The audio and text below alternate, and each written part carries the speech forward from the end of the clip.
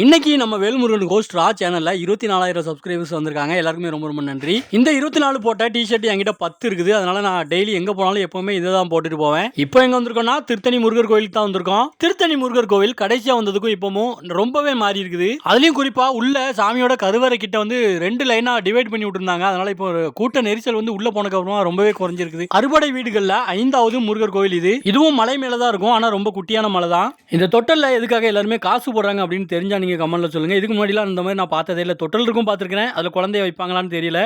ஆனால் இதில் வந்து காசு எதுக்கு நிறைய பேர் போடுறாங்க அப்படிங்கிறதும் தெரியல. தெரிஞ்சவங்க கமெண்ட்ல சொல்லுங்க.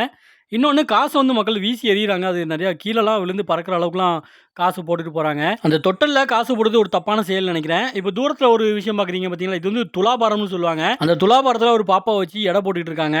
ஒரு சேவல் கோழியை யாரோ நேர்ந்து விட்டு இருக்காங்க. அது பாவம் போல மேலே நின்றுட்டு இருக்குது.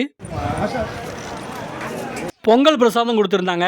சக்கரை பொங்கல்ல சாதா பொங்கல் தான். சில நேரத்தில் சக்கரை பொங்கலும் கொடுப்பாங்க. திருத்தணியில் புதுசாக கட்டியிருக்கிற பஸ் ஸ்டாண்ட் இது. பார்க்கறதுக்கு கோவில் மாதிரியே இருந்தது. இதுக்கும் போயிட்டு பெரியாரோட பேர் வச்சு விட்றாதீங்க. கடைசியாக நாங்கள் சனிக்கிழமை தோறும் போகிற ஆஞ்சநேயர் கோயிலில் போயிட்டு விளக்கு ஏற்றிட்டு வீட்டுக்கு போயிட்டோம்.